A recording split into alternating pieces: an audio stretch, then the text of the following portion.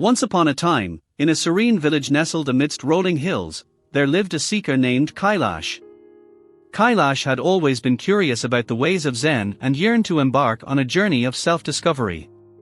One day, he heard rumors of a wise old Zen master who resided in a hidden temple deep within the forest. Intrigued, Kailash set off on a quest to find the master and learn the secrets of Zen. After a long and arduous journey, Kailash finally arrived at the temple. The master, a gentle and serene figure, welcomed him with a warm smile. Sensing Kailash's eagerness to learn, the master agreed to become his guide on the path of Zen. For the first few weeks, Kailash diligently observed the master's teachings.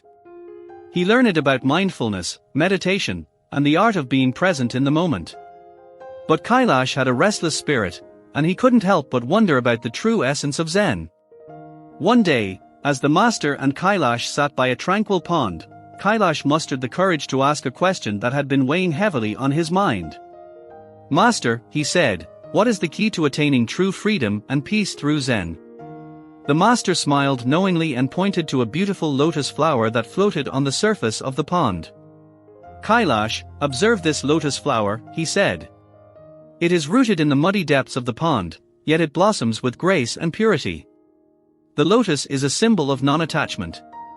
Kailash pondered the master's words and sought to understand their deeper meaning. Over the following weeks, the master shared various Zen stories and parables to illustrate the art of non-attachment. Each story emphasized the importance of releasing the grip on desires and outcomes, and finding peace in the present moment. One evening, as Kailash sat in deep contemplation under a starlit sky, he had an epiphany. He realized that his attachment to desires and expectations had been preventing him from experiencing true freedom and happiness. Inspired, he decided to practice non-attachment in his everyday life. Kailash immersed himself in the present moment, savoring the beauty of each passing day. He let go of his attachment to material possessions, fame, and success. Instead, he found joy in simple pleasures, a gentle breeze, a smile from a stranger, and the chirping of birds. As Kailash continued on his Zen path, he discovered that the more he let go, the lighter he felt. He no longer clung to the past or worried about the future. His heart and mind were free, unburdened by the weight of attachment. In this newfound state of non-attachment, Kailash found peace. Years later, Kailash returned to the village where he had begun his journey. The villagers were astonished by the transformation they witnessed in him. His peaceful demeanor and radiant smile touched their hearts, and they flocked to him seeking guidance.